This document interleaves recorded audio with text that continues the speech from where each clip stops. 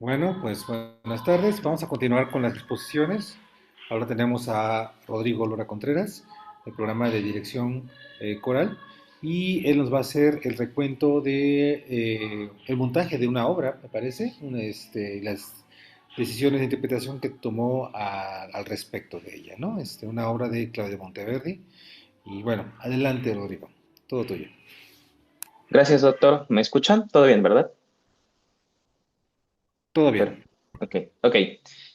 Sí, como dijo el doctor, mi propuesta es el recuento o el proceso que llevé a cabo para la elaboración de una interpretación coral. Este proceso no es algo definitivo, no es algo que todos deban de seguir al pie de la letra como yo, pero es el proceso que he formado gracias a lo que me han enseñado mis maestros y a lo que he podido investigar. Eh, Dentro del proceso me gustaría hacer un comentario. Hay un pedagogo y director coral moderno que dice que la labor del director coral en este aspecto, pero creo que funciona para cualquier director de un ensamble musical, es llevar al ensamble a un punto en el que el director ya estuvo. Y con esto se refiere a lograr que el ensamble, ya sea musical, referente a instrumental o vocal, logre llegar a un punto de sapiencia, de conocimiento en el que el director ya estuvo previamente. Para eso, considero que el primer paso es el contexto del compositor. Entrando en esto, tenemos fechas importantes como son su nacimiento y su muerte, las cuales nos ayudan a ver cuáles podrían haber sido influencias estilísticas debido al periodo de tiempo en el que vivió, pero también de los lugares en los que pudo haber desarrollado su labor musical. En este caso, Monteverdi nace en Cremona y muere en Venecia. Cremona es una ciudad muy popular en el mundo europeo por los lauderos. Es una ciudad de lauderos. De hecho, hay una película muy famosa, El violín rojo, me parece, que es donde mencionan a Cremona específicamente por esto, ¿no? Muchos grandes lauderos de la historia nacieron ahí. Y muere en Venecia, una ciudad que durante la fecha fue un centro cultural muy importante.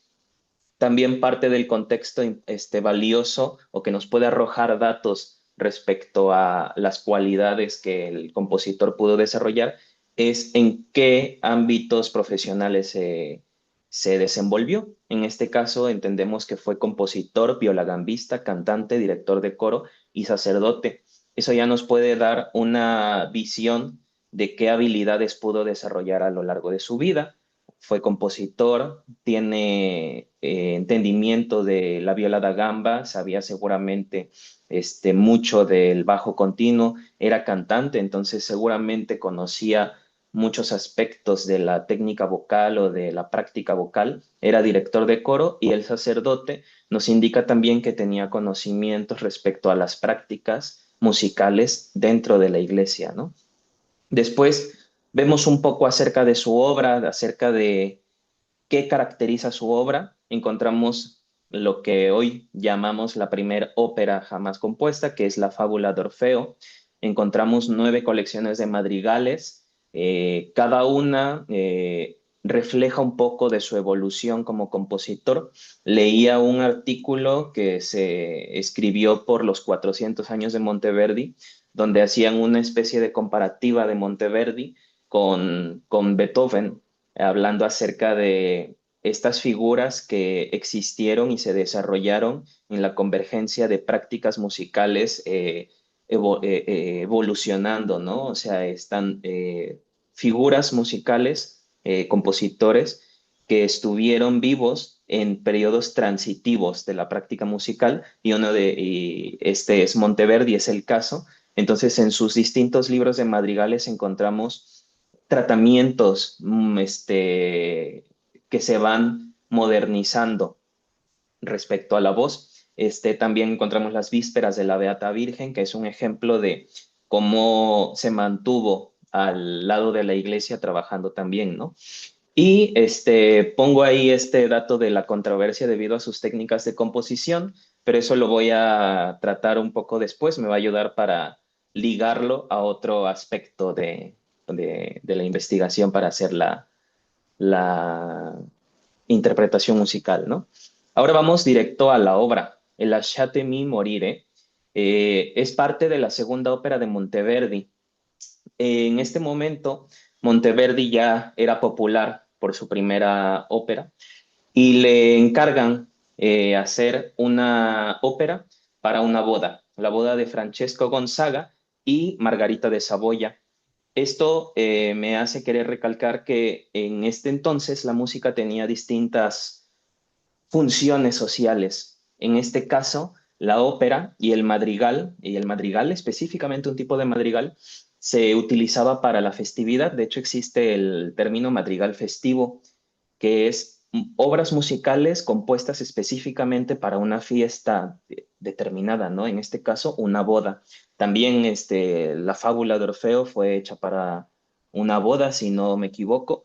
Y este es el caso de la ópera de La Ariana. Desafortunadamente, esta ópera como tal, como ópera, se pierde. No, no hay una copia que exista hoy en día de la ópera completa. El guión sí existe. El guión el libreto es de Ottavio Rinuccini. Trata la historia de Teseo, príncipe ateniano, y de Ariana, princesa de Minos, y todo este rollo de el Minotauro y cómo el rey de Minos tenía a los atenienses como subyugados y los obligaba a dar tributo para que el Minotauro no se rebelara. Y Teseo dice, ¿saben qué? Yo me voy a echar al Minotauro y lo logra, se enamora Ariana de él. Y bueno, el libreto trata esto y el punto clave o lo que nos lleva ya a la obra particular es el momento en el que Teseo gana al Minotauro, pero abandona a Ariana, la abandona en la isla de Naxos. No sé muy bien, traté de buscar la razón, por ahí hay muchas razones, pero bueno, el chiste es que este momento de la ópera, del libreto, es el que se refleja en la obra seleccionada para este trabajo, el Lasciatemi morire. Este lamento, también conocido como Lamento de Ariana, se hizo muy, muy popular. Tanto es así que un hombre llamado Severo Bovino dice que no existía una casa que tuviera un clavecín que no tuviera una copia de este lamento, ¿no? O sea, fue como un hitazo. Este, la razón por la que esta pieza sobrevive hoy en día es la misma. Fue tan popular que Monteverdi la versionó a distintas formas.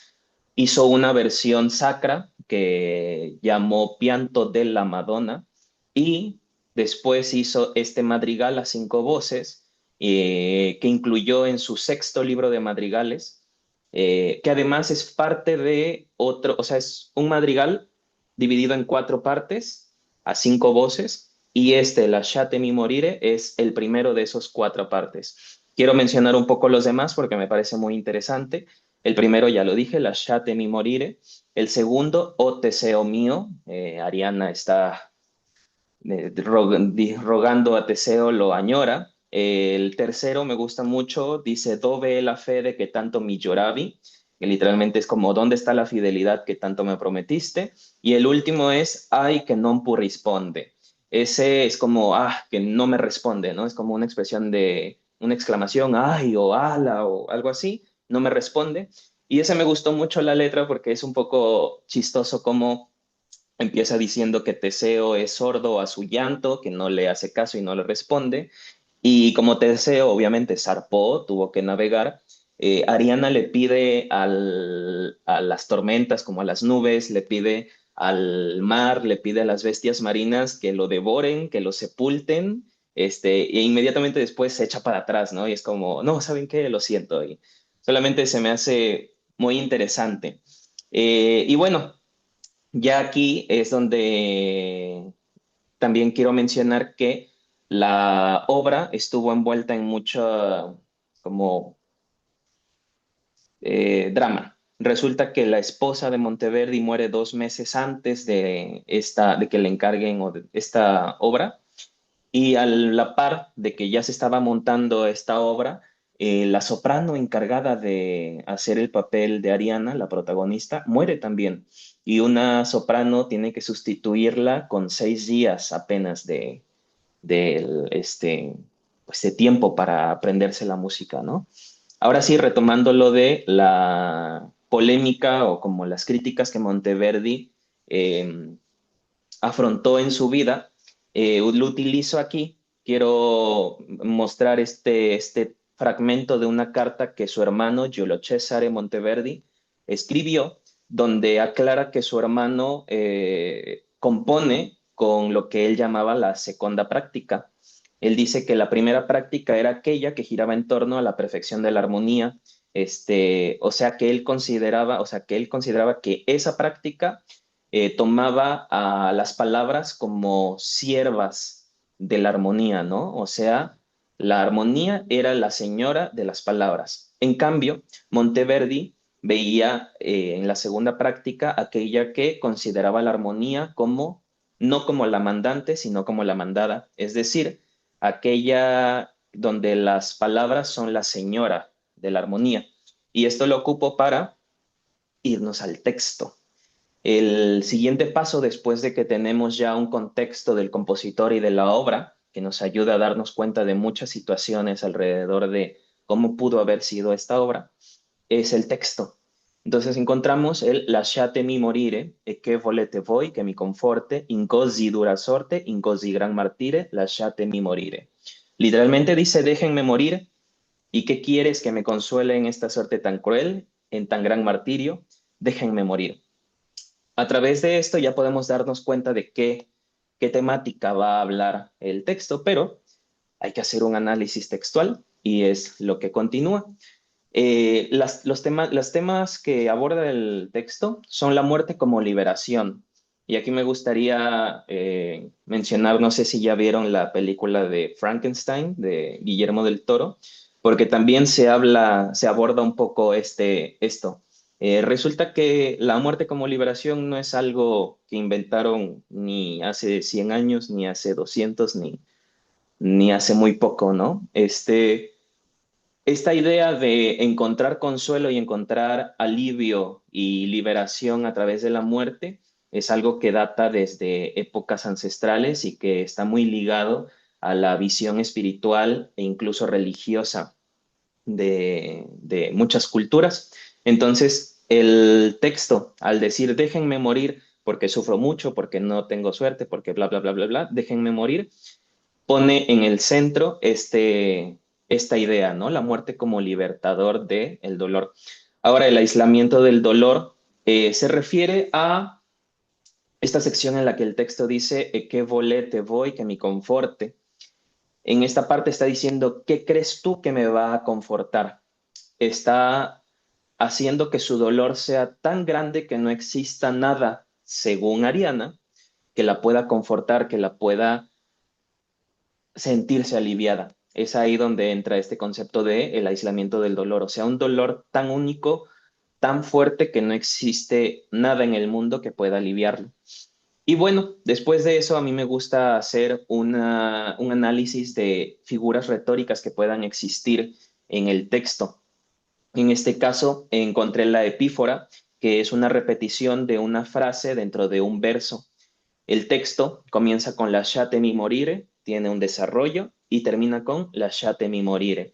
La epífora nos ayuda para generar esta sensación de como encapsular la idea dentro de algo que no te permite que salir, no existe salida, no existe otra alternativa dentro de la mente de Ariana que la muerte. Entonces, el repetir esta frase en el inicio y al final nos ayuda a acentuar esta idea. Después, una interrogación retórica, ¿e que volete voy, que me conforte?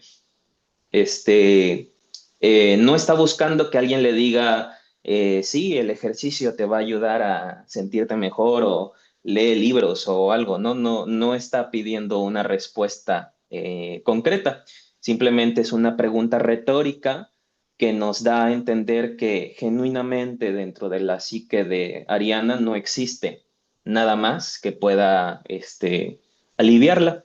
Y por último, o sea, existen otras cosas que se pueden hablar, pero yo solamente tomé estas tres. El polisíndeton es una figura retórica que utiliza la repetición de conjugaciones. Puede, o sea, simplemente utilizar muchas conjugaciones, pueden ser en, por, y, etcétera, eh, para generar una alteración rítmica en el verso, en el texto, y esto genera la sensación de que se acentúa la emoción que se está expresando. ¿Ok? Entonces, continuamos, nos vamos ahora a la música. El análisis musical es importante porque nos permite darnos cuenta de lo que el compositor interpretó en el texto y arrojó en la música. Siendo Monteverdi, que ya escuchamos que tenía las palabras como amas o señoras de la música, de la armonía, entonces encontramos claramente que sí, efectivamente, la estructura musical está definida por el texto. La obra tiene un centro tonal en el re mayor, en la estructura armónica de re mayor. Utiliza texturas homófonas y polifónicas en diferentes partes. Por ejemplo, la homofonía la utiliza, bueno, ahorita lo voy a mostrar más adelante, en unos ejemplos, hay unas capturas. Utiliza la isorritmia, la imitación también, y utiliza la disonancia y la consonancia a favor del texto, a favor de los afectos que el texto pueda sugerir. Hay un historiador musical, Bukowser,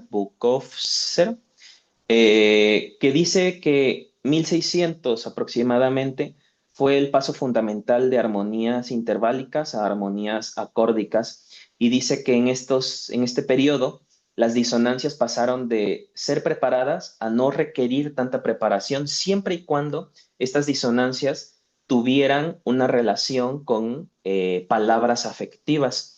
Eso lo encontramos completamente en este texto cuando dice Lasciate mi morire, encontramos sonoridades ultradisonantes, surgen a raíz de un acorde, bueno, ahorita lo muestro. Y también eh, buscar un poco de fenómenos retóricos musicales, figuras retóricas musicales que puedan encontrarse en la música. En este caso, menciono la anticipatio, que es la anticipación disonante, después una consonancia, el sincopatio, que es suspensiones disonantes. Eso lo entendemos mucho hoy con los cifrados o con ¿cómo se llama? Se me fue el nombre. Los movimientos contrapuntísticos, podemos decir, es un bordado de tal manera y cosas así, pero bueno, podemos encontrar estas figuras que nos pueden ayudar a darnos cuenta de intenciones del compositor. Aquí pongo tres ejemplos. El de la izquierda, el primero de la izquierda a derecha, es el primer compás. Encontramos la primera frase, lasciate mi morire, surge a partir de un acorde o de una estructura acórdica inestable, un la en el bajo con fa sostenido, una sexta y una octava, que inmediatamente va hacia una sonoridad disonante, completamente disonante, segunda menor, y séptima, ¿no? O bueno, novena y séptima. Después encontramos en el ejemplo de en medio, encontramos imitaciones y, por ejemplo, aquí quería resaltar el uso de movimientos melódicos, descendentes que recuerdan el movimiento de la lamentación, la imitación hacia la quinta, incluso con direcciones invertidas, con direcciones melódicas invertidas. Y aquí a la derecha encontramos a lo que me refería, el uso de monofonía o de isorritmia, pero también de un concepto de la época, que es lo tengo por aquí anotado, se me fue el nombre, mm, a ver, el polifónico, Recitativo polifónico. Aquí lo tenía anotado, se me había ido. El recitativo polifónico, la idea de utilizar textos igual en distintas voces, en varias voces, pero aquí me parece interesante que Monteverdi sí lo aplica en 4 de sus 5 voces, pero existe adelantar, adelanta el texto con una de las voces generando tensión rítmica y como tensión también en el tempo, en la sensación de, de la estabilidad del tiempo y del texto, ¿no? Entonces, después de tener todo esto, caemos en las interpretaciones, consideraciones interpretativas. Encontramos que siempre que aparece la frase lasciatemi morire, el que inicia esa frase es el bajo. Entonces el bajo, uno como director o como la persona que va a estar al frente del el ensamble, entiende que el bajo va a ser el que va a declarar la intención de la frase, tanto en dinámica, tempo, articulación, muchas cosas. Es importante que entonces eso quede muy claro. Los movimientos melódicos descendentes tienen que resaltarse para que eh, se enfatice la intención de la lamentación. Aquí está el recitativo polifónico.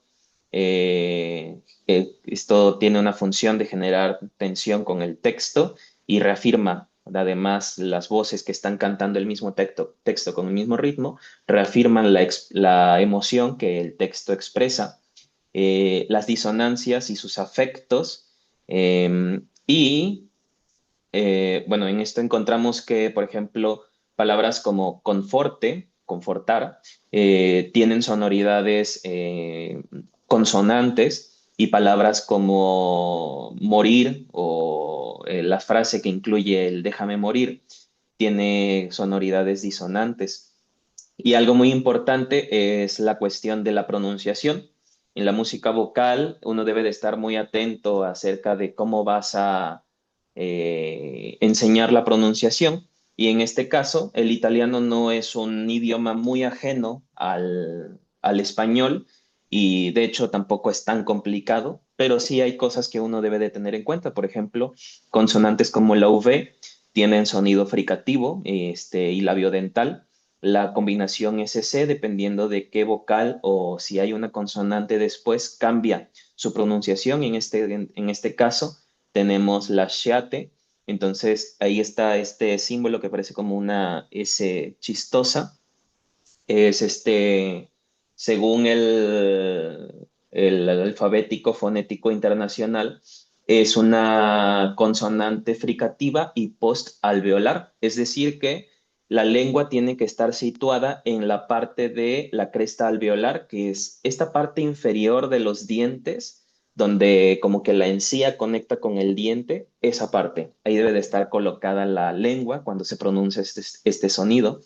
Ejemplos de vocales que varían o distan un poco, tenemos la I también un poco, pero bueno, más la E.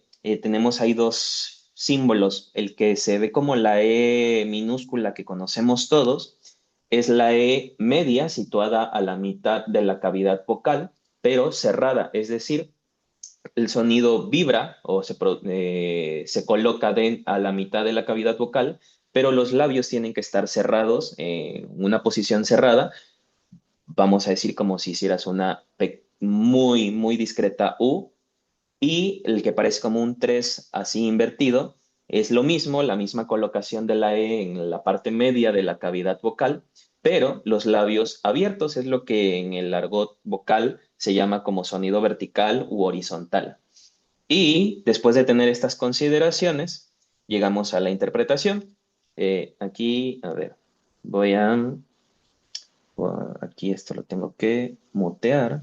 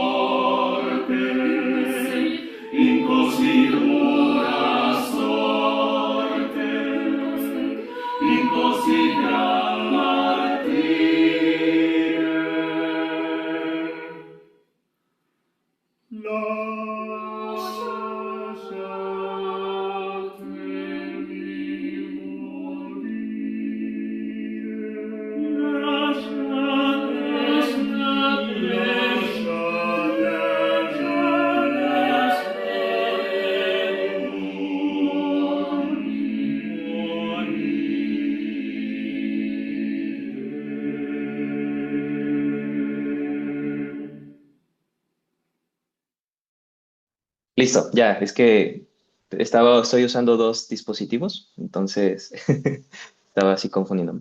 Y eso sería todo. Con mucha humildad, el Lasciate mi morire de Claudio Monteverdi. Y gracias por su atención. Referencias y ahí termina. Muchas gracias, Rodrigo. Pues bien, ahorita cierro la transmisión para poder pasar a la ronda de preguntas. Muchas felicidades.